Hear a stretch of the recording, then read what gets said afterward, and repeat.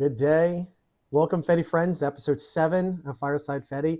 I'm your host, Ozone. Fireside Fedi is a show about folks within the Fediverse. If you're seeing this, that means you as well. With me today is Andy Piper, Head of Communications of Mastodon organization. Andy is an industry veteran that brings a very unique view of social networking to the Fediverse by having extensive tech and, of course, a social media background expertise. Andy has 20 years of open source experience.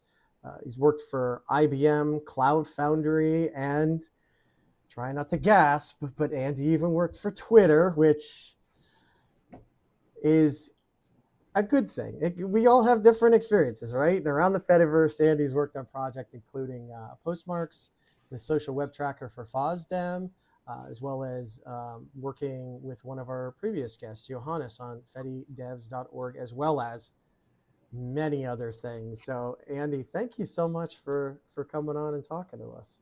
Well, thank you. I think a few folks have said this now, but thank you for doing this show. And I've been listening. I was coming back from South by Southwest. I was there for a pop-up called Fediverse House that our friends at Flipboard put on. And I was on the airplane coming back from there. And I think I got through the first 4 or 5 episodes of this show. Oh, wow. Just sitting there. I think you just that day had interviewed Johannes, and the episode, because you live stream, was like available straight away. So I think I got those first 4 or 5 episodes and listened to all of them in one sitting on the plane. And it's so great just to hear folks who, some of whom I've met, some of whom I haven't, just and with such different backgrounds. And I just really think it's a great approach and really refreshing way to like encounter the community. So thank you. And thank you for inviting me to be part of it. Hey, none of us would be here without folks like yourself. All the different folks, Stux, Mr. Funky Dude, yourself, Johannes. So you guys, everyone spending energy, to make this thing happen. I'm just happy that I could do some small part of it and get to talk to amazingly awesome people like yourself. So thank you guys. Sorry, excuse me. Still getting over a cold, so I'm working on it. I'll try to mute my mic if I have to sneeze for anyone out there, but if not, I apologize. And as I apologized to Andy earlier, I normally stand, but the flu that's going around, folks, be careful. It's just going to sap your energy. So, but as always, before we start, how do you like to be addressed? Do you just go by Andy, Mr. Piper, Lord, King?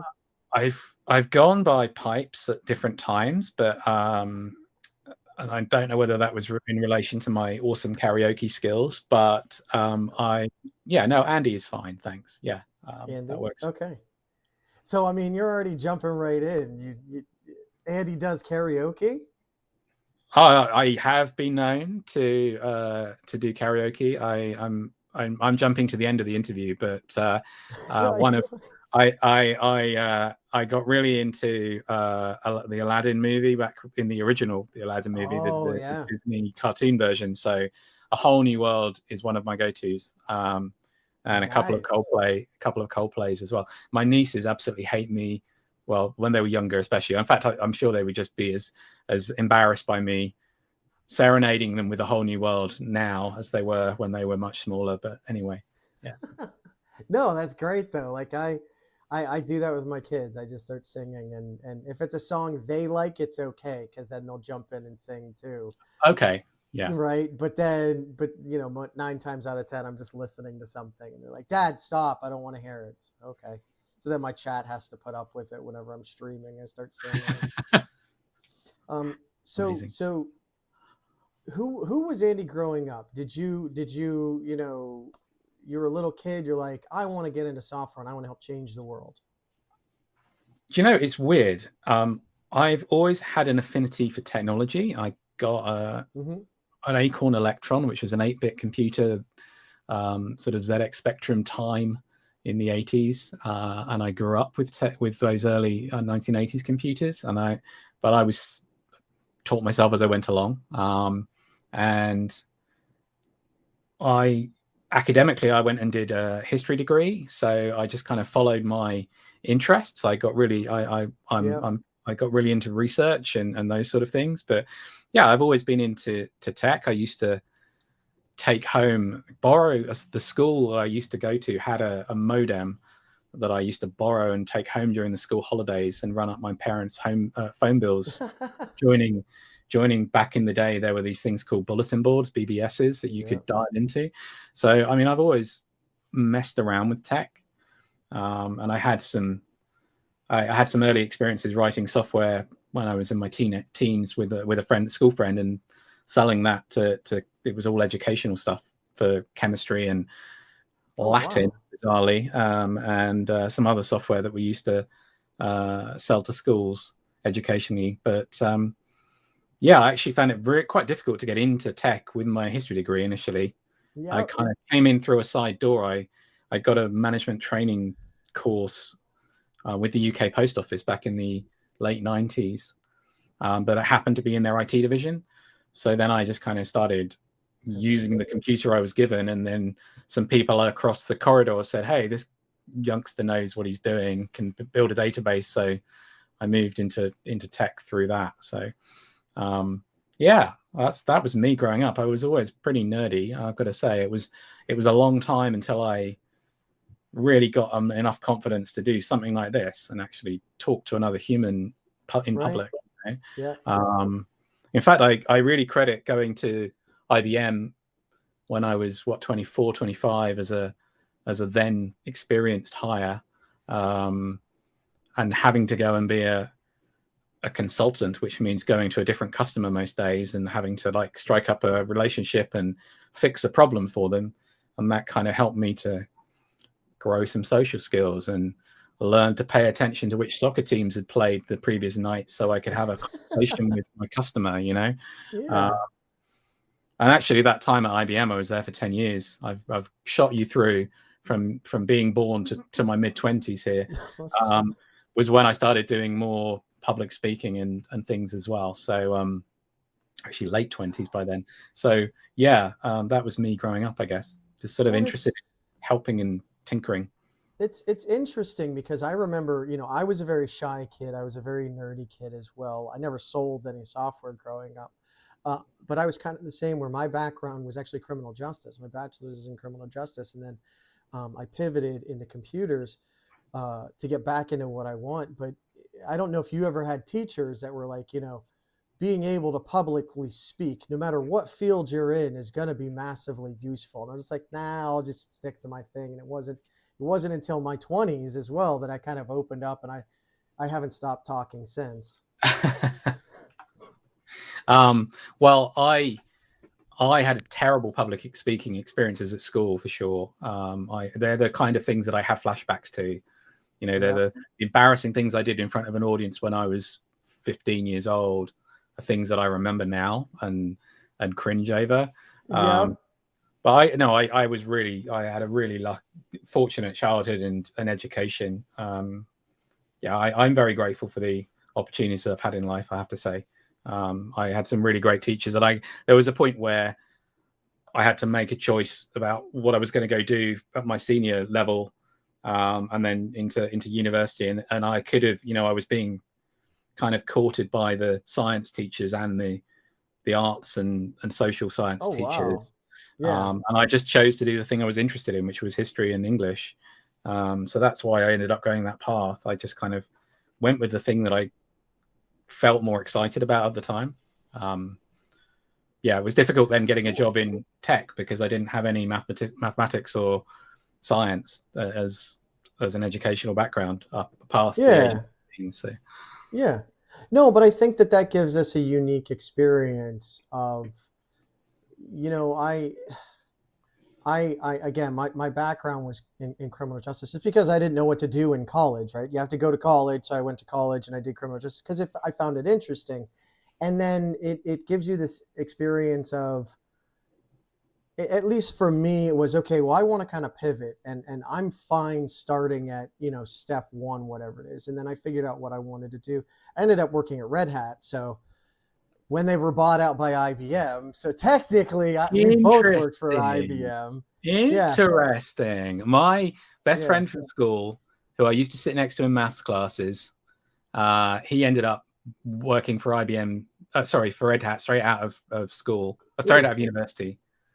and I think he's still there. He works on he was working on low level printer drivers back in the late 90s. But I've kind of lost touch with them. And obviously, yeah, IBM acquired Red Hat after I left there. But yeah, huge acquisition there. I used to, when I was at IBM, I used to contribute to their internal Linux distribution, which at the time was based on Ubuntu originally, before they bought Red Hat. Yeah, and then I was running Ubuntu on my ThinkPad. And then I got a Mac at a certain point as well, and started doing stuff with Mac. So again, that was in sort of mid 2000s, late 2000s. So yeah, I've been always kind of all across the map in terms of tech. Windows, Mac, Linux, Unix, whatever. And it's been great. I'm one of these people, I guess, that likes to try stuff out, ends up going down rabbit holes, gets frustrated sometimes, but likes to try new things. And that's why I've been in developer relations for the last 15 years or so, which is where I've been able to go and help developers with problems with APIs. And that's always been fun, because I've never had to sit down with a specification and write an application from scratch, from top to bottom. I've always had the opportunity to solve a problem, help another person solve their problem in whatever language they were learning at the time, they would coming to me with, which has helped me keep up to date mostly with new languages, because people will come along and say, hey, how does this work in Ruby or Python or Rust or whatever? And I have to quickly do the 101 and figure it out. Oh, wow. It's been super fun. That's holy cow. And I mean, we briefly talked about it in the intro, all of the different projects that you do. So before we jump into those, though, first off, do you have any pets? Do you have any hobbies? Do you have any free time? I mean, outside of karaoke, we hit that one. Yeah, so pets, no. My wife would love to have a dog. We rent the place we're in, so we need to get permission for those kind of things. We're both animal fans, but we don't have pets. I grew up with pets. I grew up with cats. Okay. Hobbies. I mean, tech is a hobby. I mean, I'm really into messing with stuff. I'm really into Lego. So you'll see back on my shelf here, I've got Boba Fett. I've got Iron Man. I've got various other things. If I was to angle my camera up, I'd have. I've got a Wally up here. I've got a Yoda, but not a Yoda, a Grogu. So yeah. And also, actually, right here on my desk, see if I can do this without destroying things. I've got a full-size Death Star build. Oh, wow. I say full-size, it's missing the top 3 layers, but for reasons. But yeah, so so I'm into Lego, but yeah, I do spend a lot of time, honestly, contributing to open source stuff, because I love things, and helping and learning new stuff. So a lot of people, over the course of my life, I look back and people would sort of have pointed out to me in the past that when IBM friends, that when they went home, they they shut the laptop and didn't do anything with that, and I reopen the laptop and do something different. So yeah. No, and that's one of the biggest things that I learned getting into IT is, and it's been pretty consistent, all of the titans of whatever company I'm in, it really is a passion for folks. Like it is fun during work and they get their work done, but as soon as they go home, they keep doing it, right? And I can't count the number of guys I talk to that like with AIX, one of them would dial back into the hospital and he would spin up an AIX LPAR and he would play with it and provision it and all this stuff. And it really surprised me. I thought there would be more people like that in tech. And for a lot of folks, it is just work, right? Which is fine. It needs all kinds. But that's one of the things when I was at Red Hat, I kind of became a mentor of a lot of younger folks. And they're like, how do I learn this? How do I learn that? And it's like, you just play with it. You just sit down and you start doing it. I was like, but you have to understand, if you want to be like, X person that everyone looked up to, it's like, it takes a lot of time. Like he goes home and he still plays with it. And it depends on where you're at in life. Like I've tried to explain to people that I used to do that as well, and I have two little boys now, so I've kind of reprioritized. But Yeah. I'm lucky that I'm in a position work-wise where I could do some things like this while stuff is a bit quieter. So the best way is if you enjoy it, also give yourself a break. Doesn't have to be 24/7. I don't know about you. I my brain starts to melt down after a while. I mean, we've barely started talking and just met, so I won't go into too much detail, but yeah, I've certainly been through times in my life and career where I've learned that I've had to really recalibrate and take a break and learn how to not be so connected, especially emotionally, into things I work on, because I do care about stuff a lot, very deeply. Yeah. And so there have been a couple of projects or places I've worked where things have gone south in terms of that the level of attachment and what that did to me emotionally. So I've learned a lot on that. To the other point that you just raised, look, I do not have kids, and that is does make a big difference to my ability to contribute to do different things and my choices that I make. On the other hand, my mom is still around, and I spend a lot of time thinking about her, and I've got nieces and and folks that I want to spend time with. So for sure, those are important things to prioritize as well for me. So in fact, an old co-worker of mine once wrote a document called Working With his name, and it was literally just kind of like, this is who I am, and these are my behaviors, and this is how to expect to work with me. And wow. I've copied that. I became a manager for a period of time when I was at Twitter, and I shared that with the people I worked with, and just said, look, this is one of the points that was made in there, was especially at Twitter, and I think anywhere now where you're working online, we live in this so-called or seemingly sometimes 24/7 crazy world, right? Yeah. And everything's connected all the time. So if I send a message to you at 2 a.m. your time, it does not mean that I expect you to respond at 2 a.m. your time. Equally, if I send it at 2 a.m. my time, that's because I don't have a healthy lifestyle at that moment in time. Not that I'm trying to role model for you to follow that experience. As one example, there's various other things in that document that are much more about, who my family is and what questions you're open to ask or not ask, and those kind of things. But I think I found it such a great example from that individual to share that way of working. No, I love that. I think that's great. I think it's important. You spend at least 40 hours a week with these people you work with, right? You need to know them. And I've worked with people from the West Coast that just like, you don't talk about your life. My manager, he went on a cruise with his mother, and I'm like, oh, tell me about it. And he's like, no, that's my private life. Sure. Okay. That's totally fine. Totally get you. But that's, I've never done something like that, but that for me, someone that is very open and talkative, that helps me to understand people. Or on the flip side, there are those people that are like, oh, this guy that we work with, everyone dislikes him because he's just so rude. It's like, guys, he's not rude. He doesn't understand the social cues of it. Right. That's not how he works. You kind of have to accept everyone for how they are, right? People are different, and that's very important to learn and accommodate. Yeah, for sure.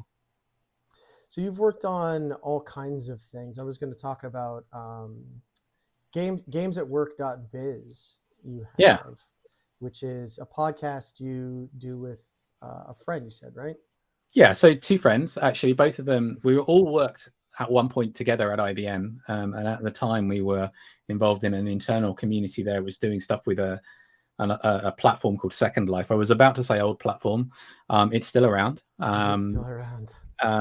And if you go back on my blog around the mid 2000s, you'll see stuff that I used to write about Second Life and what IBM was doing there. So the three of us got to know each other through that community, and we've stayed good friends for 20 years. It's been phenomenal. And so we started this podcast back then.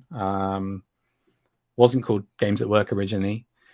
We had another podcast before that, but we've done over 400 episodes of Games at Work now. It's a weekly podcast. It started out as talking about links that people shared online in the context of virtual worlds and collaboration and 3D internet. I know over time that collection of interests has kind of evolved. It's still loosely work and society related, but it's still generally sort of collaboration and gaming. So the original premise was, if you're playing an online RPG, like I think it was Star Wars Galaxies was the original idea. Oh my gosh, I remember that. So there was this whole idea of dancing with Wookiees, where you could kind of like show up and end up dancing with Wookiees in Star Wars Galaxies. But there was a social element to that, and a team growing experience there.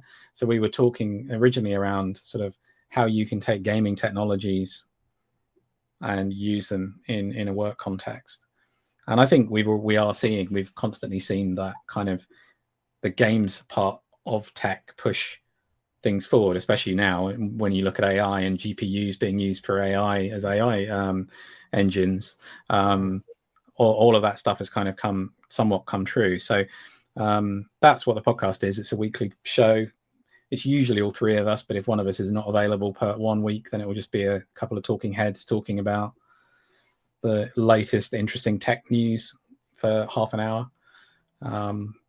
But it's also sort of really great fun to keep in touch with these two guys who are both in North Carolina, and I stay in touch. You know, we have a weekly way of connecting and talking about our ways of dealing with the world. So yeah, it's great. Yeah, you said when you told me that they were in North Carolina, I'm actually in North Carolina as well. Right. Okay. Yeah, outside of Raleigh, where you'll be very nearby then. So yeah. Oh yeah. So if you ever come to the States to visit, stop by and I'll awesome. make a drink, or I can buy you a beer or something. Yeah.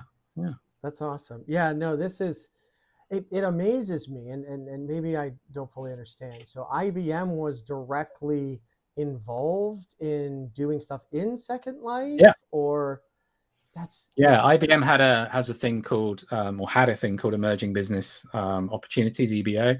And so they used to explore like different possible futures for the tech industry. It's kind of like Doctor Strange, like looking into the future and all the different possibilities. And so there was a period where they were looking at 3D internet as a way of, the way the internet could have gone is everybody hanging out in virtual rooms as 3D avatars and dealing with environments that way. And of course that's kind of evolved into the metaverse and headsets and things.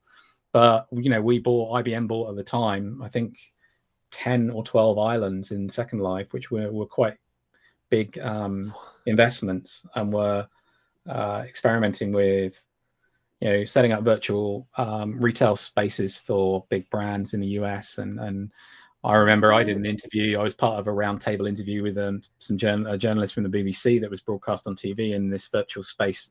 So, yeah, we were doing some real stuff there. We were integrating it with different sort of Internet of Things technologies and figuring out what could be done.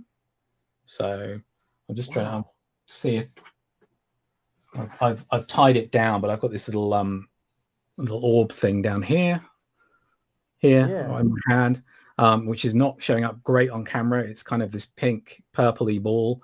So that's an Internet of Things connected device that's connected to a technology I used to hang out with more frequently or advocate for, called MQTT, which is a messaging technology for Internet of Things connected devices. And so that thing there is listening to the latest color that's being shared online and lighting up. It's a tiny little example, but the idea was that you could do things like go into Second Life, switch on your lights in your virtual home, and it would switch on a light in real life, or vice versa.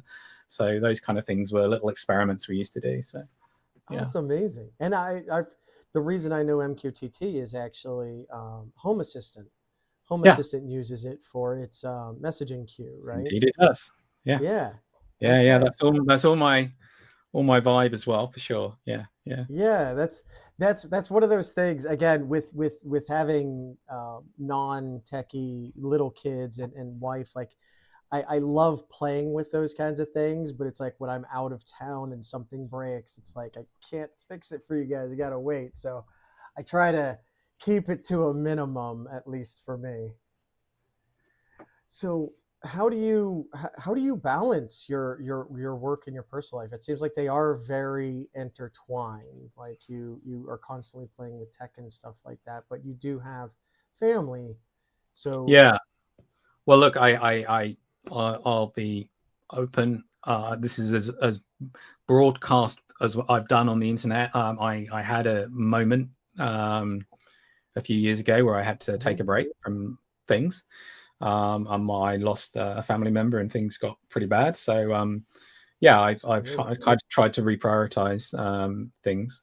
So I'm not always the best at it, but what happened, as most people will know, is a strange person bought the company I used to work for and fired everybody because he could do it all better himself.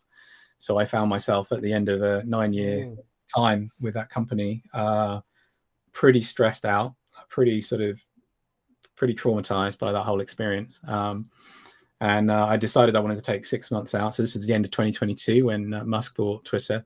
yeah, And I sort of took 6 months out, even though what that actually involved was me finally going to FOSDEM, which is the big European open source conference that happens every year in Europe. For the first time, I went to FOSDEM the year in February after we all got fired, because I had the opportunity, because I was able to do my own thing for the first time in that period. So I did some travel. I got back involved in communities I'd sort of not been so deeply involved in.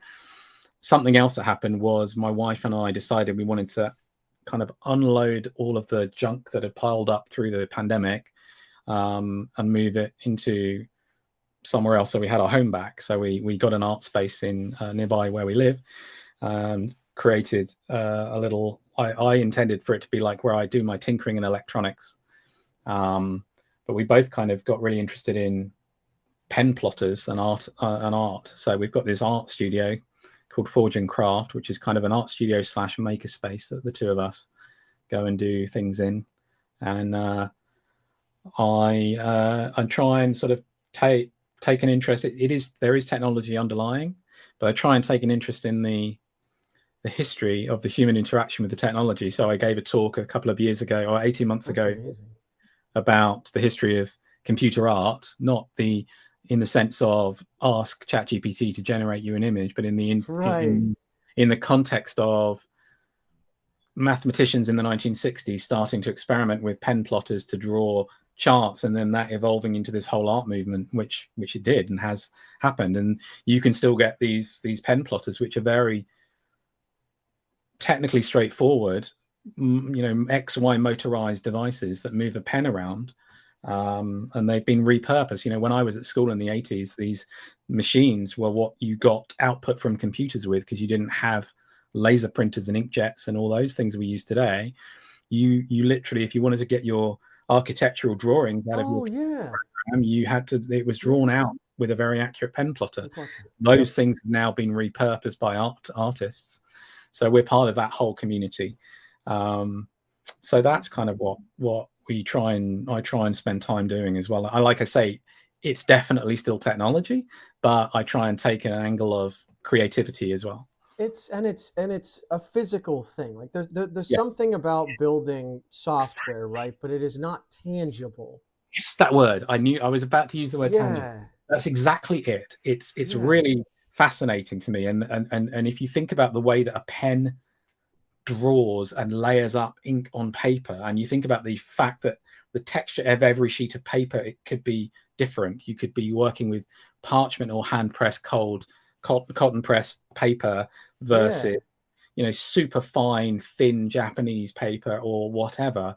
Every single interaction between your pen and your paper or other medium, people use paint, people use all kinds of other kind of stamping and other techniques, and it is always a unique output, tangible output. So that is something that we really value, the two of us. We're surrounded in our art studios with many other artists of different categories and backgrounds, and we are kind of the odd ones out who have all the fun gadgets, and I do 3D printing and all the kinds of other things. So people tend to walk in and go, oh my God, you're not artists, you're technology people that are destroying the world with your AI. And we're kind of like, no, not exactly. We're not really that into that version of technology. We're more into the tangible, make it yourself stuff. So. Yeah, and I've been surprised by how many folks that I know that like were mentors that have been in IT for 30, 40 years. And it's like one guy was a blacksmith, another one, he does just metalworking in general with, you know, like presses and folding metal and stuff like that. Not blacksmith, but, you know, and I think we all at this point have heard the kind of anecdotal IT guy that's like, you know what, I just want to go own a farm and get out of IT because it's Sure. There's just something that's ephemeral, that it feels like it's always broken. You're never getting anywhere. And like, if I carve this duck out of wood, like, you can't take that from me. This is mine. I created that. And yeah, I like that. And Lego. I also have Lego. I have like NASA stuff. I have Space Shuttle and Saturn V and all those. And it's just Nice. it's something to it's still that puzzle, right? It's still that piecing it together, but then you have this accomplishment afterwards, and it's really rewarding in a wholly different way. Yeah, for sure. Yeah. So stepping back, and if you're okay talking about Twitter, Yeah. you had been there for a number of years. How did you get started there? What was your I never personally used Twitter. I never used centralized social media because I'm one of those open source guys. It's very security conscious. I always wanted my stuff, and not that I predicted Musk, but it was always what happens to your, or the 23andMe situation that's going on, right?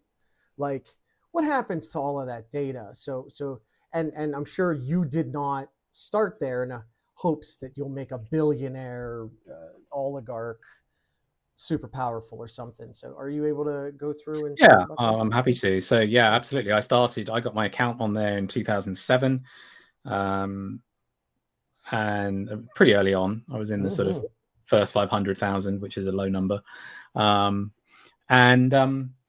yeah, it was great back then for growing a community, building a community, and especially in the tech space. It was a pretty niche initially in tech and in a certain group communities. And I built a really lovely network through going to hackathons and other events, and then got into public speaking and kind of had this growing audience and stuff. And that was great. It was 2007. I didn't actually join the company until 2014. So, I did other things in between. I carried on at IBM for a long time doing blogging and things. And in 2014, I was invited.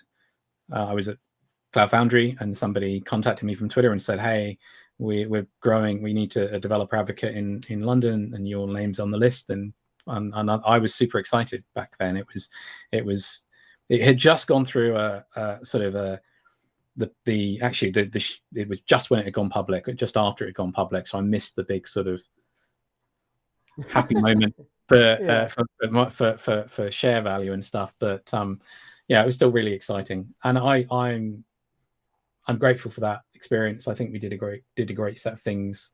Cambridge Analytica, you mentioned. I think you mentioned earlier. No, you didn't. That came up in another conversation I had earlier, but that happened while I was there, and so I joined thinking, let's get developers more access to the Twitter API. But where I'm going with the Cambridge Analytica references, reality quickly kicked in. The realities of how things could go wrong. So we were very cautious and protective of that API. I really wanted to let people have more access, but we needed to be really careful. So I was on the developer side. No, absolutely. None of us. I think very few people were excited about the acquisition, and it was hard. To your point, I've always also been an open source person. I used to, when I mentioned I was on at IBM, I was contributing to our internal Linux distribution. I was involved back then with the Ubuntu UK podcast because some of the co-hosts worked at IBM as well with me. That was again back in the 2010s, early 2010s. Was that with Popey and Wimpy? Yeah, yeah, yeah. I listened to that. I Yeah, remember that. maybe. Yeah. Alan is a really good friend of mine. Martin's Martin and that. Yeah, so I'm still involved with something called Og Camp in the UK, which is an unconference that grew out of that same community of people. So I've always been very open source oriented. Clearly, Twitter had other directions in terms of advertising and all that sort of stuff. Sure. And clearly, right now, I'm having very different conversations. I definitely have gone through a period of recalibration in my life and my thinking about the world. I think Twitter has had, and it did have, because it doesn't exist anymore. There is no Twitter. An incredible trajectory as a company, as a technology, as an opportunity to connect people. Yes. It has, in the longer term, been misused, and that makes me extremely angry and extremely sad. But it's not something I can influence any longer from inside of there. So I'm going to do what I can to change things about the way that the rest of the world thinks about these matters now. So yeah, I mean, I think that's really my set of memories of that period. Well, I think it again gives you a really unique view on all of this. Being someone from the outside, there was always a ton of pushback on how do you take essentially all of the world's community and get them to get along, which is impossible, right? There's no way, especially pretty challenging. with the way that we all kind of yell past each other, right? Yes. And do you see any of the same kind of weaknesses in specifically Mastodon or the Fediverse in general, that we have an opportunity to set ourselves apart and do better than Twitter? Do you foresee that we're going to end up in a similar situation? That's a great question, Ozoned. Listen, I've been thinking about this increasingly deeply recently. For those who don't know me, and also for those who, we haven't done a big announcement about this as such, because we've got some other stuff we'll be announcing as the organization changes. As of about 2 weeks ago, I'm very grateful to have a sort of a full-time role at Mastodon rather than a very occasional 1 day a week role. And I'm now head of communications. So part of that role involves telling this story a bit more broadly and answering questions like that. I was on stage at South by Southwest, as I mentioned earlier, talking about communities alongside some people from some other platforms. Blue Sky was one of them. And there is a big difference between this context or this kind of everyone in the world can talk at the same time versus humans actually seem to work very, very well in smaller communities where people can grow trust bonds and relationships and understanding of one another. So the way that I've started to think about the Fediverse and Mastodon as part of the Fediverse is this kind of constellation of communities that can directly interoperate. It's all based on a standard activity pub, so people can connect from a niche to a broader community or another niche that is directly aligned across the world if they want to. They don't have to.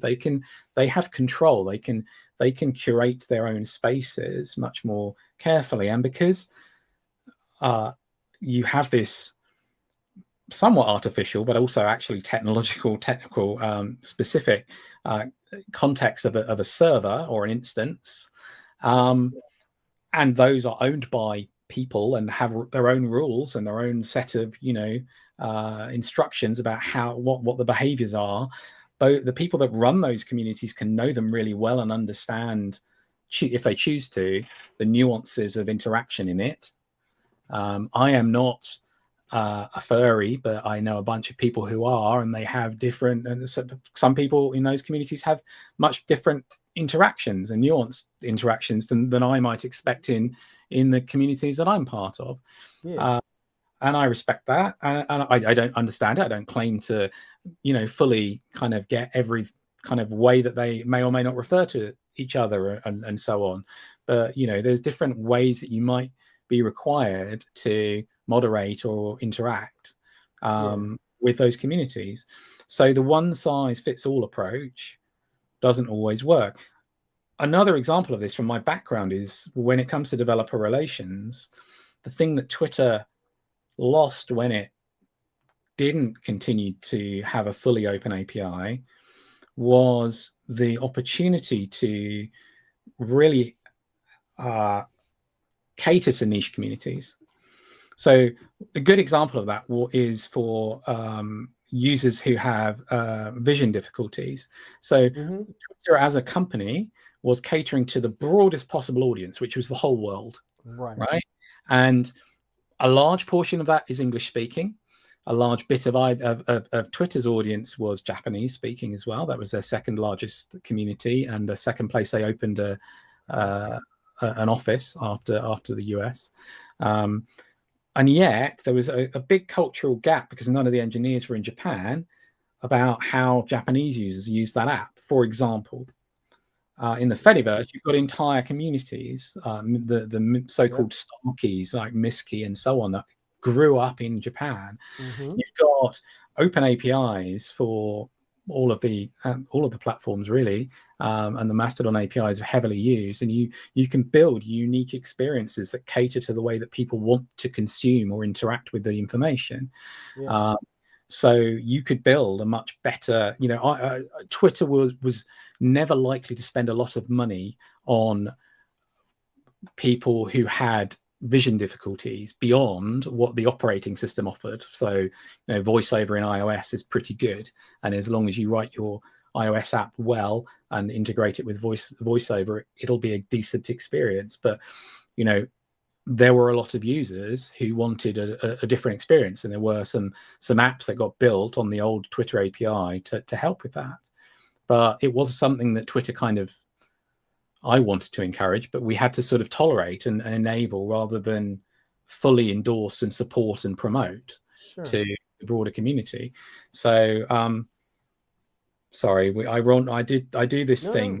Our CTO Renault often says I wander off in my conversations, or don't always stick to the point. And I know that's this conversation, but I think there are definitely ways in which having a more open set of communities that cater to the needs of their members are more free to interact with one another and curate each other and their interactions with each other more freely, rather than being all in one room, as you say, shouting past one another. It doesn't work. In humans at scale, at really big scale, generally don't work. We work well in my experience.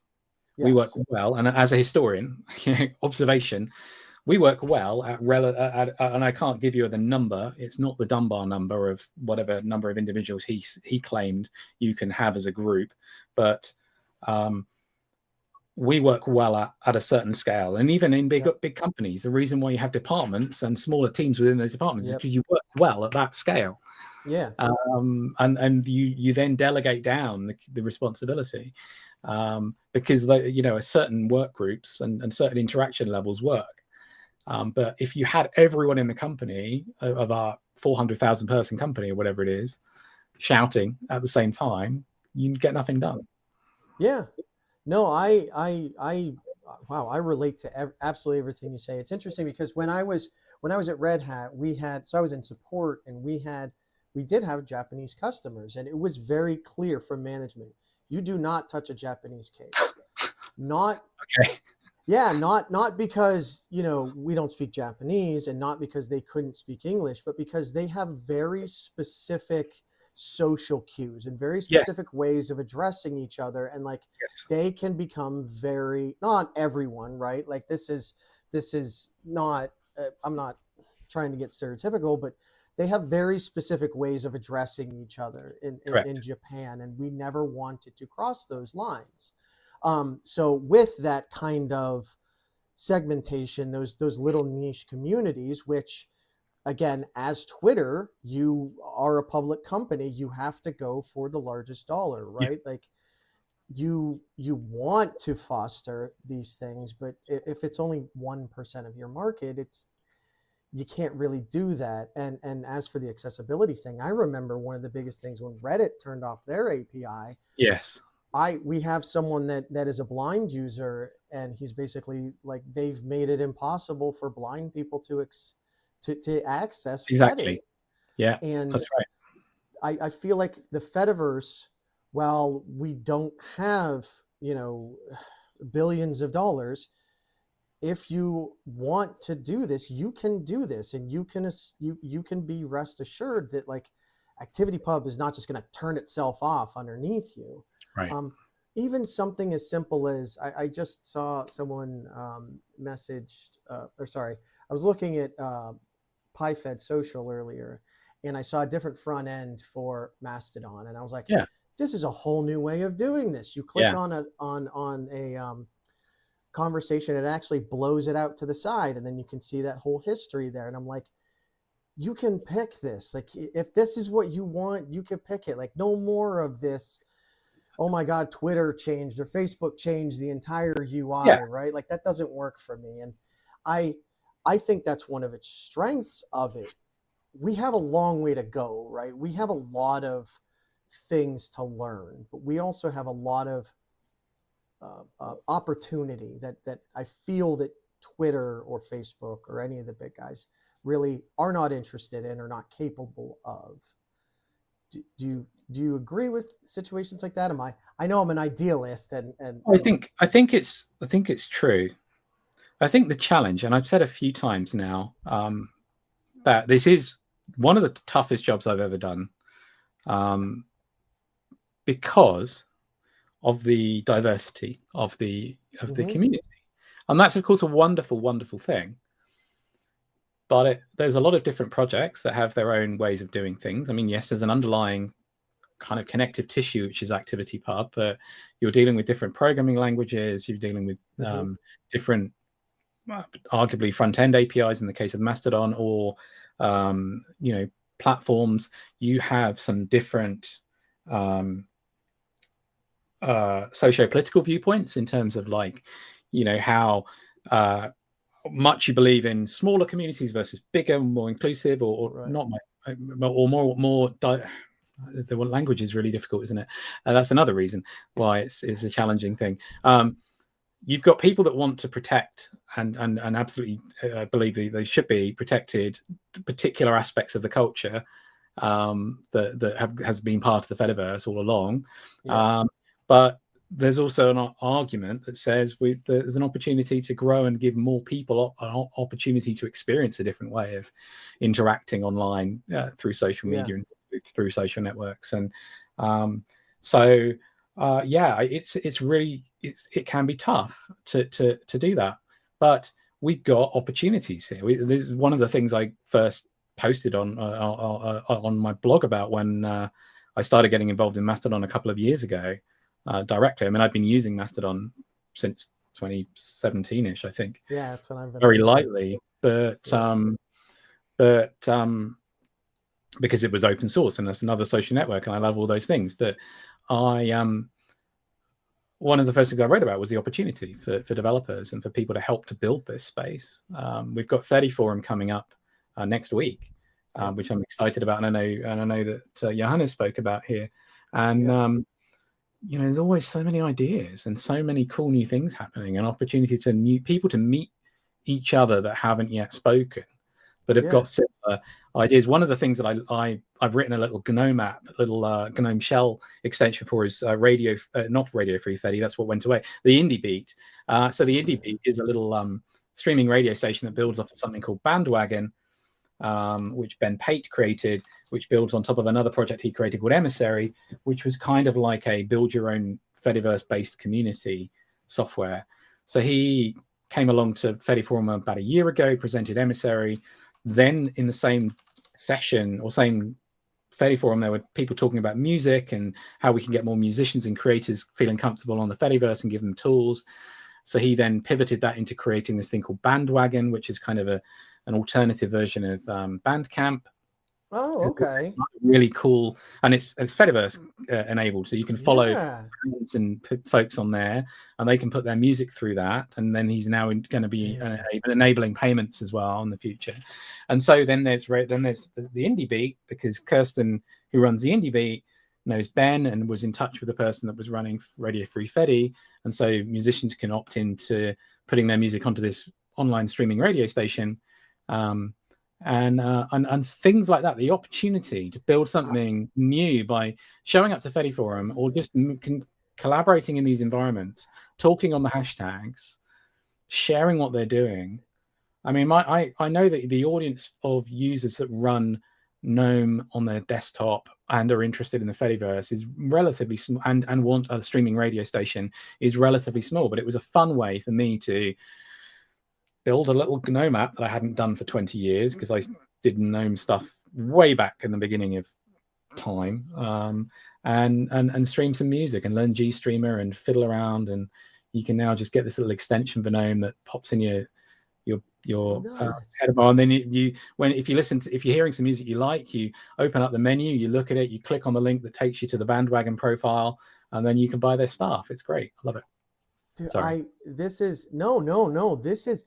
is what I love about it. So to step back, the IBM, Second Life, no one here except for you and internal to IBM really had a clue that existed, right? And again, we all know the Google graveyard, right? It doesn't make us enough billions, so it's not valuable to us. Where again, someone can go out there and just be like, I'm going to compete with, Bandcamp, and here's a fully open source, fully federated bandwagon, and it doesn't take a million developers to do this. There's nothing that the big guys do that we can't, but what we can do that they can't is we can have passions and we can have excitement and just drive our idea. It doesn't care. We don't care if anyone else uses it, right? Like when we use it and we're excited about it, we're just going to keep doing it. Yeah. And this is amazing. I've not heard about this. I'm definitely going to be checking. All right, I've set you up for another 3 shows. So yes. There's so many people to talk to. I absolutely love this kind of stuff. Yeah. Learning about all these new techs. So thank you for that. Yeah, I'm definitely going to look into that. But no, I mean, look, there's loads of opportunity, and we can do things differently, for sure. And I think that, back to what I think was what I remember was the question. We have to, if we want this stuff to work, there's a loose set of things we can agree on together that we don't want. We want to embrace privacy. We want or minimize the amount of information we take from users. We want to give them free and open ways to interact. We want to give them the choice and opportunity to do their own, make their own choices about who they and how they interact, right, online, own their own data, have that data hosted in a location in a community that they feel is trustworthy, and we need to keep building that out and encouraging people to think about the negative aspects of possible business models that could be implemented if you keep making the same choices to go the thing that looks familiar every time because it's easy and we're lazy and we just want the thing that's familiar, and we find learning something is annoying. I'm in this flow or whatever. I'm just in this ease of pick up the thing that looks most familiar and carry on the way I was before. Yes, but you're going to make the same mistakes again. So if you keep doing that, I can't help you. If you're going to try something new and put a little bit of effort in, then we can grow together. Yeah. No, and I mean, I think it's important to remember too. It's not even that we all change, right? Our habits change, our opinions change, and that's human. That is not flip-flopping, that is not selling out, whatever you want to call it. But again, something that Mastodon has done very well, thanks to ActivityPub, but Mastodon made it very easy, which you and I were talking earlier, and you said, are you ozoned at mastodon.social? And I had started an account there, but we have allowed us to move our digital identities from one section to another. You no longer have to stay in this community that you originally thought was right for you and doesn't, right? So one of the things that we talked about the other day was there was a lot of backlash around Facebook and Threads, and then all of the Fedi pacts came up, and then I remember a significant amount of sysadmins, or even Dan's up with I think it was Pixel Fed or Loops with the whole political issue. It's like, guys, you could spin up your own. You can go to another spot. If you don't like that decision, you know, there are people out there that'll help you.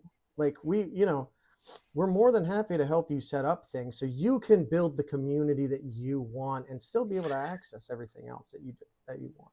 I think though, on that subject, I think we should be very respectful and thoughtful of the fact that that is a lot of effort. It takes effort to learn how to do that stuff. Eleanor Rossini, who's who's phenomenal, has got a great newsletter called The Future is Federated, and has been this amazing advocate for the Fediverse, and still is. She's gone through this cycle of learning Linux by getting a Raspberry Pi, learning Linux, starting to do some self-hosting, and then I think within the last week kind of said, oh, it's all too hard, and should I go back? Should I just go back to hosting, go back to my hosted Ghost blog? And I get that. We if we say, when we say, oh, you can just self-host it, or oh, you can fork it, or oh, yes, those things are opportunities that open source affords you, and the relative but not complete accessibility of and relatively low price ish of technology can offer you. But we can do that, but we are a minority, right? We are the blessed tech geeks and people that get it and want to spend our time doing it, and not everybody does. And we need to also make it really easy, much more easy, because I don't think you can make it really easy, but much more easy for people to make informed choices and get help to do the things that they want to do with their data and with their online identities, without it all being, we've given you the code, go do it, right? I mean, that there is a massive barrier from between that and actually having a comfortable online experience. So, yes, I agree with you. And you're going back to where I think you're going with the Threads comment, yeah, absolutely. You can make choices to not have an account on a server that federates with Threads, or you can move to someone that doesn't, or vice versa. You could encourage your admin to domain block Threads. You need to know what and why and how those decisions come about. I think, and there has, the whole Fediverse, everyone's like, well, where's the money at? How do we get the money? But I've seen there are now specific Fediverse hosts that just tell us these couple of things and we'll spin it up for you, we'll manage it for you, and you just log in. And I think that because we're still in really early days, the internet, the internet really came about the early 90s, and so the Fediverse really started to pick up steam 5 years ago, maybe. So we're not even at the Facebook era of the internet, right? We have a long way to go, and I think a lot of these things will get sorted over time, such as that. I talked to someone with activity pods, for instance, which I think is a very interesting technology. Really cool. I've been following it for years when it was still solid pods. And I think that idea, and how do we bring that with this and make it all into that user-friendly, portable, like you click a button and it does what you want to do, will come as long as we all keep investing in it and we keep keep talking and wanting to interoperate, and wanting to take part in the community, because you can also, and I hope this doesn't happen, but you can also say, actually, I'm going to build my own thing and go over there, and never talk to you folks. and that's a freedom that we have that people have as well. But I'd much rather that we try to keep talking through the challenges of making things work together, because it's not straightforward, and we have different approaches and ideas about how to do it, which is why I love Fedi Forum, which is why I love some of the channels that we're in, we have on Matrix, and you know, the communities that we can, and Activity Pub Rocks, which is another website where there's a discourse server where people talk about the protocol. There's the Fediverse report that Laurence Hoff does, which kind of keeps us informed about how projects interoperate and how, you know, which projects have made these announcements and things. There's a ton of really good resources out there if you're interested in keeping up with it all, which I am, because I have to, because I get paid to now. Well, you've also talked to the Threads developers as well, right? They're as we were talking about with Fedi Pack, there's a lot of mistrust there. And do they understand that mistrust? Do they want to be those kind of good stewards and actually join the Fediverse as a part of the Fediverse? Yeah, I think it's a great question. Look, I know some of the folks who work directly on the Threads implementation, and I get on very well with them all. I don't have any crosswords with anybody individually. I've been on stage with their head of policy. She was challenged on that stage about lots of the policy changes at the meta level that have caused, you know, around moderation and other decisions. I'm not. Well, obviously you can't speak for no, them, right? I can't. I can tell you what I think, and I think that I'm disappointed at the speed that they've moved and the level to which they've done a full integration with ActivityPub. And I see articles being posted saying, "Oh, well, Threads is based on ActivityPub." No, it's not.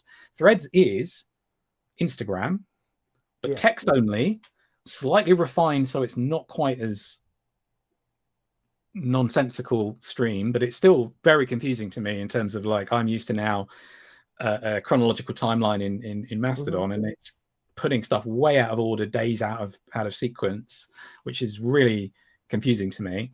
I think and they have only made it that you can't do full two-way responses. You can't respond from Threads you can't reply from Threads into the Fediverse, which is really annoying.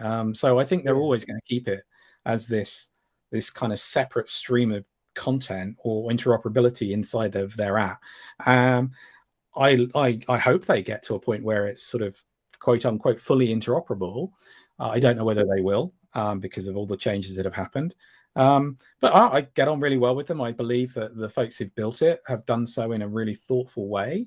I've asked a lot of thoughtful questions about how to do this without breaking our world, the Fediverse. You know, they didn't want to come in, suddenly give us 500,000 or whatever millions of new users that could overwhelm the whole Fediverse if you suddenly have those volumes.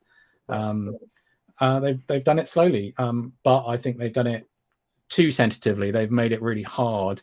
They ask you every few weeks if you really want to keep sharing to the Fediverse, you know, and that just adds more barriers rather than increasing the ability for people to share. So, you know, we have done some work with them in terms of, like, those conversations about how things should interoperate. That's all. We haven't done any more than have those kind of technical conversations. And I think it's a good opportunity for them to say to their users, if they were going to do it in a really clear way, there's this other world over there that you could go and move to. They haven't got to that point. They've not got to a point of saying, oh, here's export all your friends list and you can go and recreate your network somewhere else. You can't do that. And that's what the ideal world would be in the future. And I think I've said this to other people before. ActivityPub is out there. Anyone can implement it. X could implement it if they want to. Whether they do or whether they see value is up to them. We'll still be here. But I think that one of the big things, which leads into my kind of next discussion with you, is this idea that, we've seen big tech do the standard, what was the words for Microsoft? Expand, exploit, exterminate, or whatever, right? Yeah. With Google XMPP, for instance. Yeah. We've seen Facebook do it with other things, but so there's this major hesitation now of a one technology. It doesn't matter if it's open, it doesn't matter if it's built on this and can interact. There's always this fear now of the behemoth in the room is going to decide to take his toys and go somewhere else, and it's going to crumble. So Mastodon, that there is that lot of pushback of, oh, Mastodon, I can't believe Mastodon is implementing threads now or something like that. The rest of the Fediverse can't handle that. We don't have the bandwidth to do that. But how do you guys look at that kind of issue? And I'll say I'm a bit biased in this communication because ActivityPub's open source, Mastodon's open source, Mastodon is nonprofit. I think you guys are trying to be as good of stewards to the entire thing, not just Mastodon. So what do you say to those folks that are just concerned that Mastodon is getting too big, or what have you? Thanks for asking. It's a great question. And look, I've been part of the community and been in and done stuff with different projects and show up to Fedi Forum and helped Johannes with Fedi devs and things. So I see myself as, yes, I am on the core team, but I see myself as part of the community as much as everyone else. And I recognize those questions being asked. But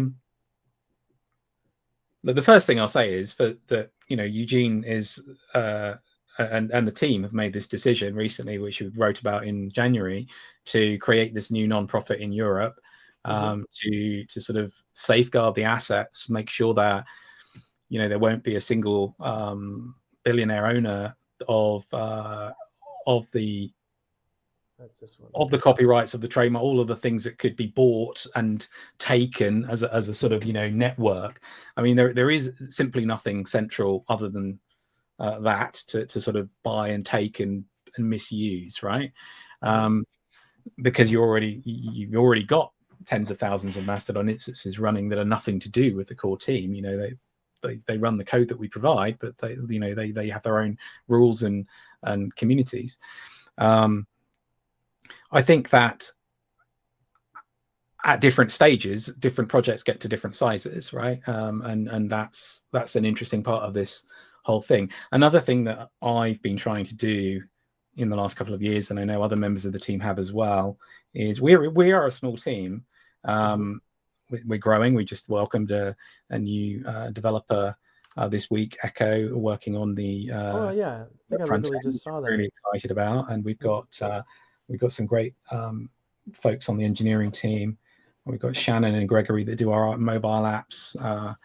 We've got Claire and Renaud and Eugene that do a lot of stuff, and David that do a lot of stuff on the back end. So we've got a really phenomenal engineering team, but none of us want to own this thing. And we are trying very hard when we want to do new things, like with quote posts, where we said, look, this is actually bigger than Mastodon. If a post federates and it's a quote post, then we want to think about the implications. So we've taken a slow approach to that. Some people are frustrated at how slow the approach has been. And other people are saying, well, why don't you just do what that other project did over there? There's a bunch of things to talk about and think about. So we've tried to now say, look, we're going to tell you what we're working on ahead of time before just jumping out and surprising you. At Twitter, it's a centralized thing. And occasionally you'd have a moment where you'd want to pre-announce to the developer community what change was coming. The first thing that I can remember in 2014 that I worked on was mutes, because we wanted third-party client apps to be able to do mutes at the same time as our own app. So we pre-announced that we were doing it. But increasingly over time, it became competitive with Facebook and other things. And so if we pre-announced a feature, the other companies were likely to go clone it or shut it down, do something that would take away the excitement. And that we don't have that in Mastodon. It's not a thing, right? Stuff is developed in the open. It's an open source project. You can see what's happening in the code if you choose to go and look. We now publish a monthly blog post called Trunk and Tidbits. For those of us like yourself, Ozoned and I, that are old enough, we used to talk about the trunk code, right? So when back in source control days, you instead of like main, you'd have trunk, which would be like the main code. So I tried to come up with this pun on Trunk and Tidbits, which is our monthly post about like what the major things we've merged in the code base are this month. And I also try to point out what the community's doing around the code as well. So we're trying to be much more open about how we communicate where we're going. People are going to ask questions. People are always going to say, well, you know, there's this big project and, you know, they're not showing up to whichever bit of the community to have the conversation. If Eugene or Claire or whoever was to come to some of the conversations or every single time they happened and answer every single email from every single person asking, can we ask them a few questions? They wouldn't get any code written, you know, and do things forward technically. So that's why the team has grown a bit, and they've got me now helping to handle some of those sort of outbound social and business-ish interactions. You know, meetings with the boring things like, you know, talking to regulators and other organizations, right? Because we need to do that. It's got to a point where we've grown up a bit, you know. It's and that's exciting. It's also challenging, and if we can do that in a way that's respectful of other which I want to do, in a way that's respectful of other Fediverse projects and help them as well in those interactions, provide you know, ways for them to connect or help them to if they get to situations where questions are asked. The specific thing I'm thinking of is this organization IFTAS, which has been helping with trust and safety across the Fediverse for the last couple of years.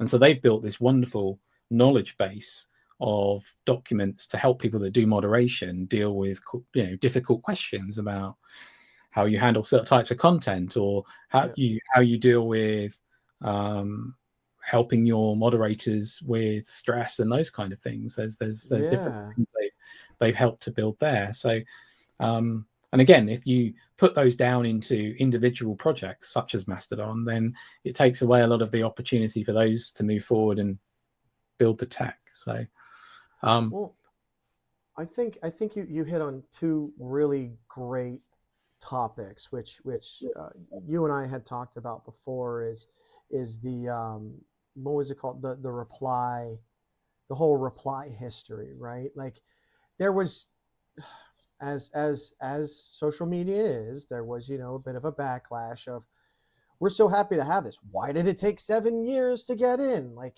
this stuff is not easy. And you and I had talked about, like, these are very large code bases, and you can make a code change over here and you don't realize it can break something over here, right? So you don't just need a drive-by patch. You need someone that can contribute the time to maintaining that patch as well. And I likened it to like the Linux kernel hierarchy. No one knows how the entire Linux kernel works. And I would assume as Mastodon grows, you're going to require and depend on people that want to see feature X. Like, okay, that's your baby. You know, we'll pull it in, but we need your help with that.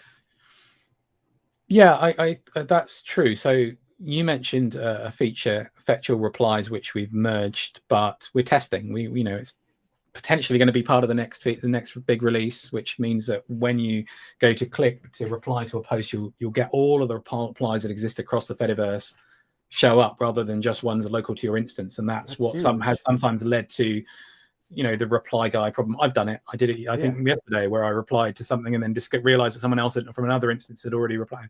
So that's been contributed. We're really grateful. First of all, thank you to everyone who contributes to Mastodon on the code, as kind of advocates, as supporters, donors, everything. I just want to say thank you so much, because it is a team effort.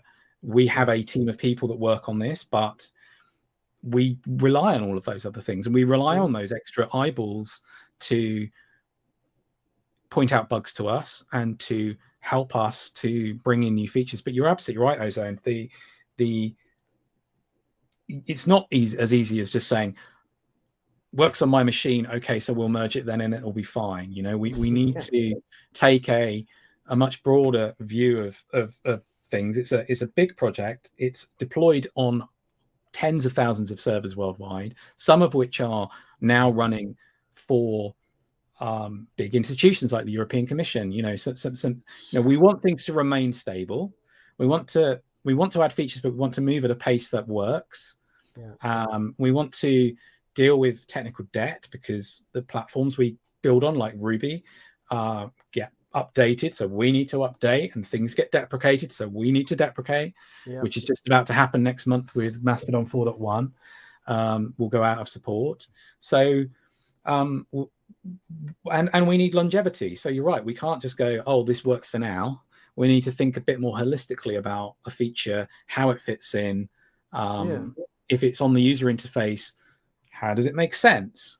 And how we can support it in the future, you know?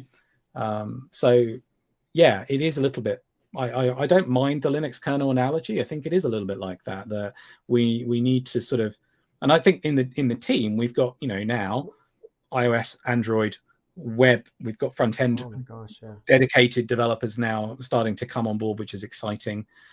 We've got back end, and we've got our Fediscovery project, which is kind of an offshoot. And so we've got sort of fields of expertise in the team who know how to deal with those things.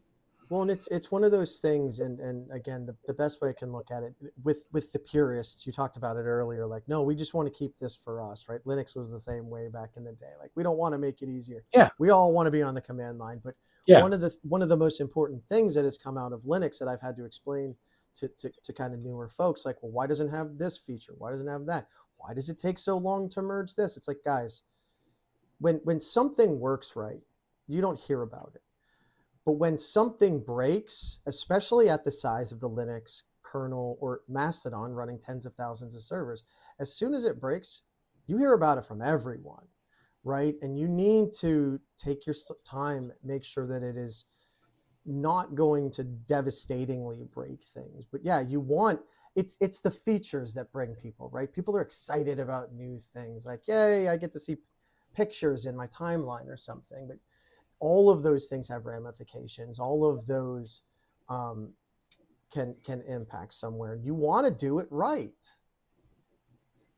Yeah, I mean, it's, you know, as I say, sometimes it's frustrating to see things going slowly or appearing to go slowly. But other times, when I write the monthly updates, I'm thinking, wow, actually, like last month was a little bit lighter because we'd all been to FOSDEM the previous, you know, and so on. But then the coming month, there's a load of updates to go into the post that will come out in a week or two.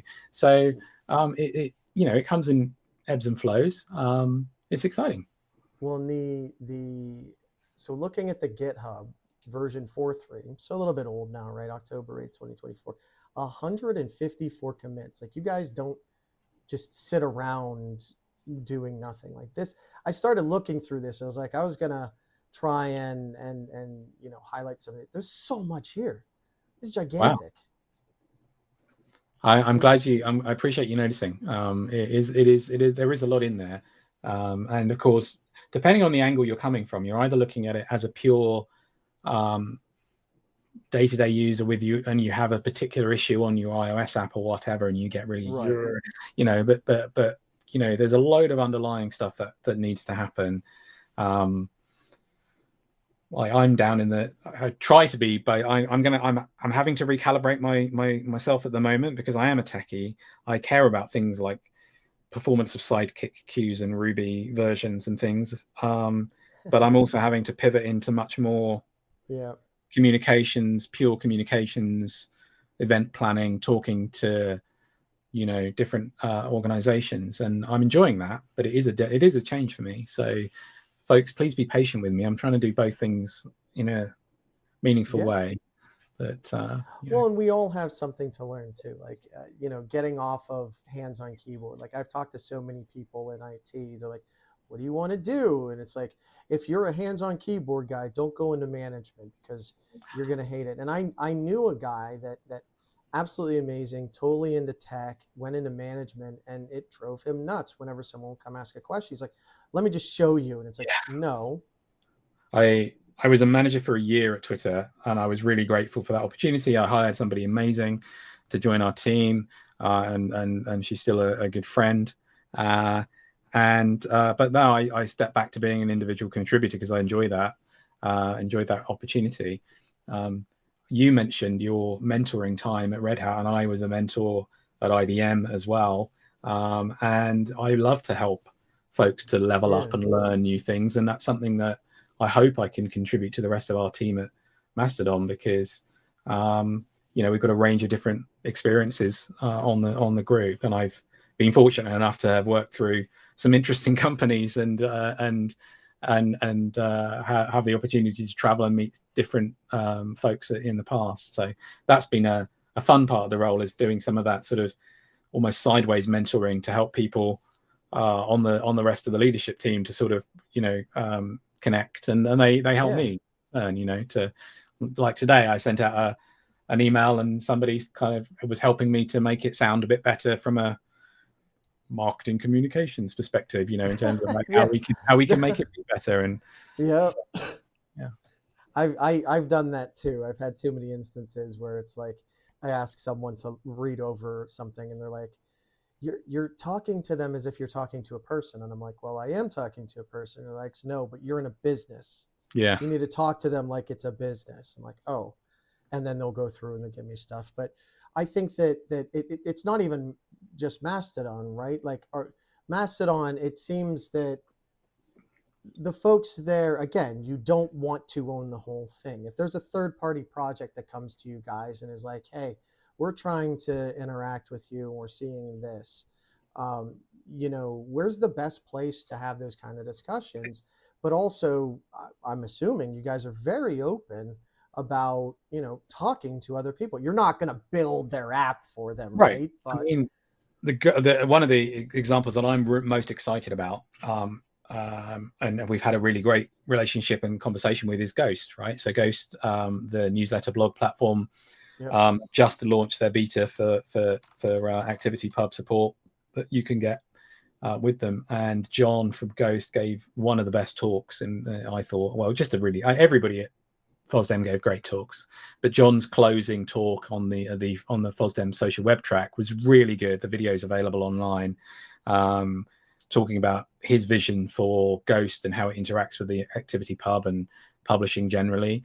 And he's been great, to and his team to come and talk to us about, like, hey, we're using this underlying framework called Fedify to build our ActivityPub support, and when we do this happens, so how can you help us to figure out what's going on? So we try to support that. Again, if that was all we did all day long, answer other questions from other projects, we wouldn't get anything done. But we do have some great relationships, and I'm grateful for those. And if folks are watching, listening, and having challenging issues with working with our platform, then let us know, and I'll try my best to put you in touch with the right folks, because we want to make things work well. If the Fediverse works, this social web thing, the ActivityPub thing, and more services show up, right, that do photos, videos, shopping, whatever, right, gaming, things that you can choose to interact with, right? You're not forced to interact with. Nobody's pushing this stuff into your timeline. You can choose what you listen to and interact with. I would really love a Last FM or something. I think that Libra FM may go down an ActivityPub route in the future, which would be really cool for sharing my music listening. And the more of these services show up and are successful and interoperate well, the greater benefit to the whole community. So back to the Mastodon doesn't want to own everything kind of, or trust size of the project conversation. I think that everything helps. You know, every new project that comes along helps in some way. People learn, people hear about it.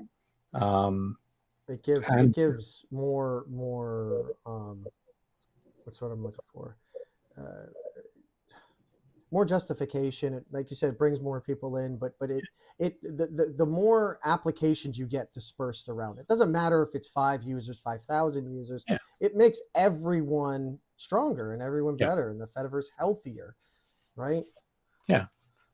No, we can't and don't want to do it all. We want to build a really good platform for short text conversation and sharing, that as many people as possible can use and feel comfortable using, and have all of the things that we want to enable, which is, you know, that portability of their networks if they want to, their ability to feel safe, their ability to know that, you know, that their data is sovereign, it's stored in a place and people that they can trust.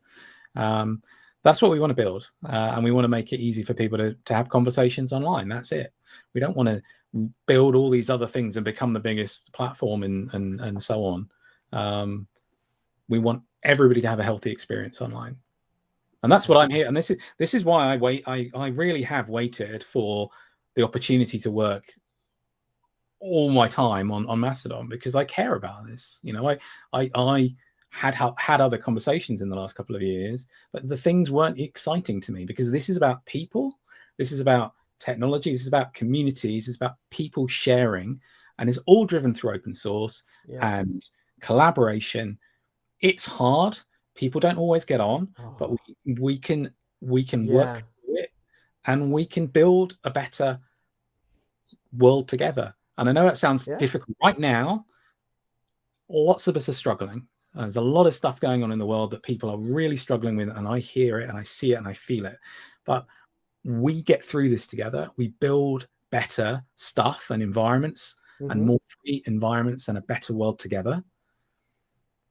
We create the world we want, and we have the opportunity. We're not all waiting for an oligarch to just tell us how the world's going to be. We have the power. We have freedom and self-determination and self-will. We get to do what we want to do in the world.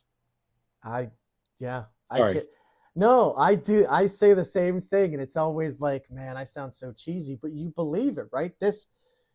These social platforms have shown that there's a desire for this, but we need to invest in content, in code, in ideas, just in talking to each other, being empathetic, being compassionate, spreading joy. Like, let's lift one another up. Yes.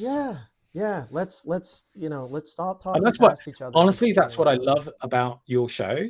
This podcast, this channel is just, you know, hearing from people like Mr. Funky Dude and he's awesome, just, you know, and Stux, and just hearing other people be motivated by the same things and bringing each other along together is just really exciting. It's really, really good. Yeah. So what does success look like for Andy, or what does success look like for what you want out of Mastodon or Activity Pub? However you want to take that. What is success? Okay, I'm going to do me, because there's a lot going on at Mastodon right now. There'll be some announcements as we build this new non-profit in terms of like where we're going, strategy and so on. But, you know, nothing is changing, but there's some other announcements coming that will talk about where we're going and what we want as a thing. So look out for those in the next couple of months.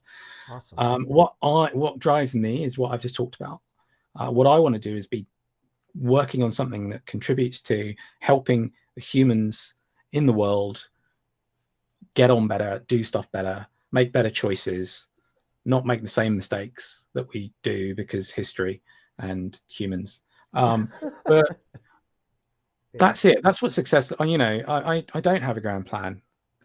I don't have a grand plan about, like, I very rarely have very rarely thought about what my next role must be or what my next thing must be. I do tend to live fairly day to day and, you know, think about the things that I can have an impact on in the world and things that I can't, and try to avoid engaging with deeply engaging with the things I can't, because they're going to bring me unhappiness. And I know that sounds really like fluffy and philosophical, but like I said, I've been through some rough patches at times, and that's one of the things I learned, was getting too involved and engaged in the things that I couldn't change was not going to bring me to good places, you know. So that's what I want. And if I can do it by helping a team of people on this open source project and in this non-profit company make something good together, then that's what I want it to be. That's what success looks like. That's awesome. I love that. Yeah, that's great. So what can people do to help code? We've got a phenomenal, we've got a great load of folks that contribute, and I, as I mentioned, I'm grateful for them.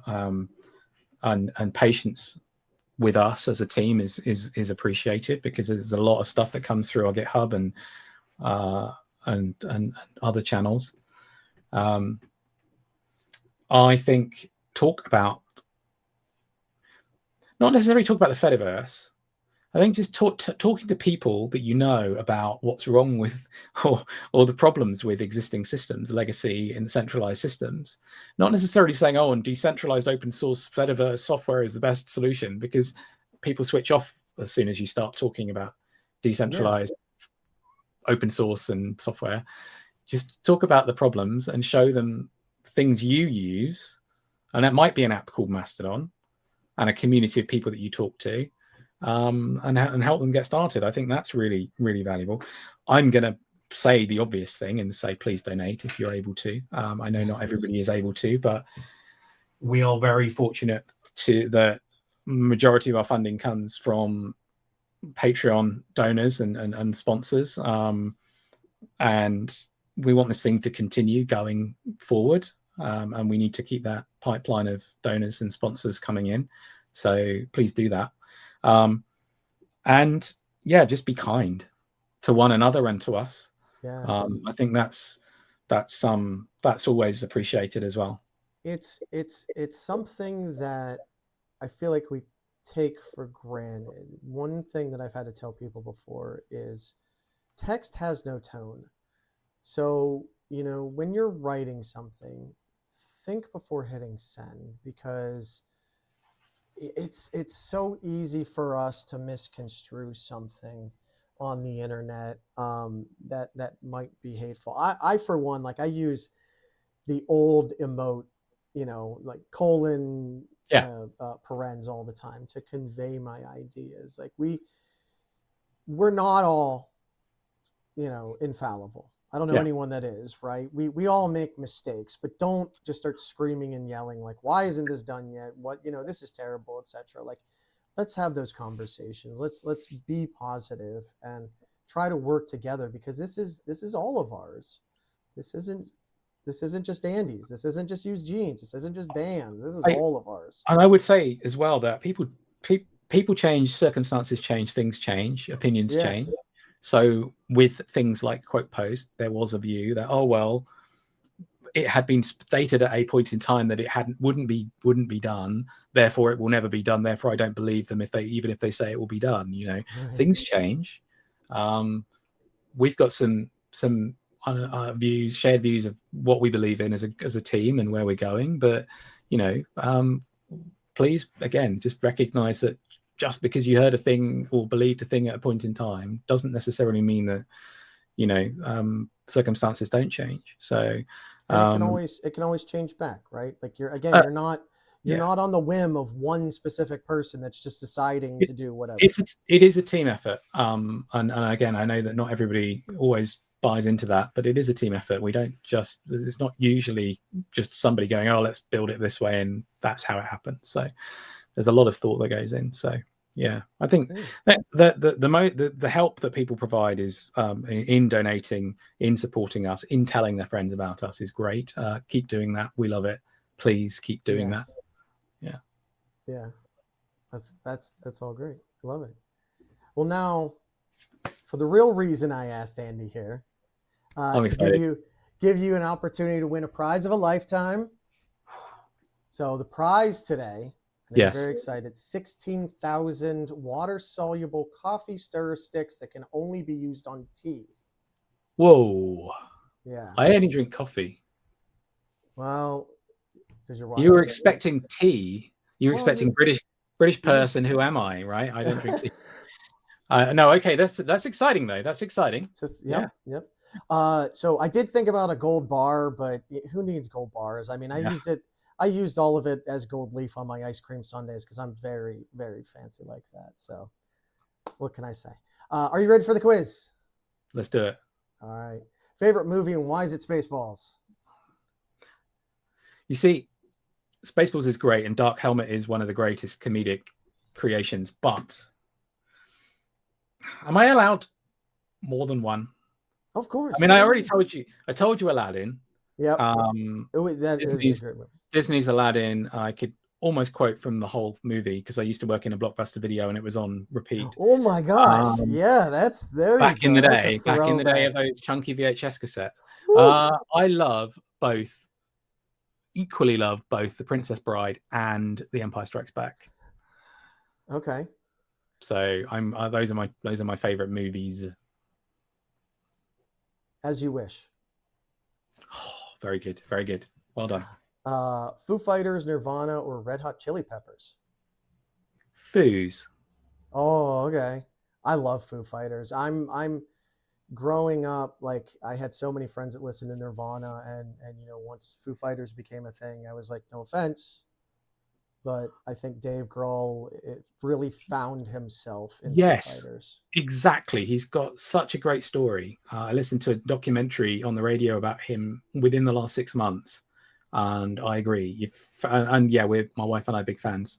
We got back into vinyl, tangible things, and stocked up on a bunch of the Foo Fighter records. I mean, we love all three, but that was my answer to the question. Awesome. Ice cream: vanilla, chocolate, strawberry, or Neapolitan? Vanilla. Vanilla. Okay. I actually go with vanilla as well, just because it's so versatile. You can put so much good stuff with vanilla, right? I think that's the way to go too. What does alternate universe Andy do? He is a fisherman who also writes novels. Fisherman that writes novels. Nice. I don't know if you know, but I have a multi-universal phone right here. You can't see it. It's very special. I can't show it off. Patent pending. Right. And I called up an alternate universe Andy, and he actually is the inventor of the Foon, which is very similar to the Spork, but less useful. But he usually spends the night shift at the Foon factory trying to make Foons really a thing. He's not having much luck. We wish him the best of luck with the Foon. Right. I don't send some good energy and some vibes to him, I guess. I'll do that. Yeah. That sounds pretty rough. Toothbrush. Do you wet your toothbrush before or after you put the toothpaste on? Before. Really? Yeah. Wet the toothbrush, toothpaste on, brush, job done, then rinse. Yeah. I've heard so many people that do that. It had never occurred to me in my mind to do that. I always put the toothpaste on, wet the toothbrush with the toothpaste, and then it wasn't until I was like in my 20s that I was told that like that's really weird. I've never thought about it. That's always, I guess I was taught it at a point, and that's the way I've done it. So I'm glad that I bring very important points to your life. I'm glad we've had this conversation so you can really think hard about this tonight when you're brushing your teeth. Yeah, definitely. Like I said earlier, I'm recalibrating a lot at the moment, so maybe I'll switch things around. Yeah. And then, as usual, last question will be sent to you telepathically. I'll let you know when I sent it, which obviously you'll know because it's telepathic. But then you take the time you need and you give me the answer. You ready? Okay. What's your answer? Yahoo. Yahoo. Wow. Okay. I was not expecting that one. That's very interesting. But we're out of time. So what can I say? Congratulations. You got every answer, either correct or incorrect. Good job. Fantastic. And since you're right across the pond, I just went ahead and tossed the water-soluble coffee Good stirrers thinking. into the pond. So they did dissolve, but they're in there. So, it's just a small pond. It'll get there, feel free to just fish them out and All it'll right. all be good. Great. So, and that's it for this episode of Fireside Fedi. Thank you, Andy, so much again for coming. Andy, once again, is the head of communications at Mastodon. We all greatly appreciate all the hard work all of the team do, all of the Activity Pub folks, all of the sysadmins, everyone out there. Yes. We really greatly appreciate you. None of this works without all of us working together. We're all helping create an open internet and give people choice back on the internet to express yourself without fear of being blocked or oppressed or any of that. Let's remember that. Sorry. Remember, let's all be. Excuse me. Remember, let's all be the reason that folks want to choose the Fediverse. Try to be as empathetic, welcoming, friendly as possible. Let's have open conversations, not just drive-by opinions that we yell across at each other. We all have a unique opportunity to learn more about each other. Think about the person behind the screen on the other side that you're trying to talk to and convey to. Watch the language that you use. Try to be as open, empathetic, understanding as possible. Don't forget to tip your admins, projects you depend on, or help contribute to any of the projects. This experiment is only as strong as we make it. And Andy, again, thank you so much for coming. I greatly appreciate you. Thank you. This has been fun. All right. Have a good one all. Bye.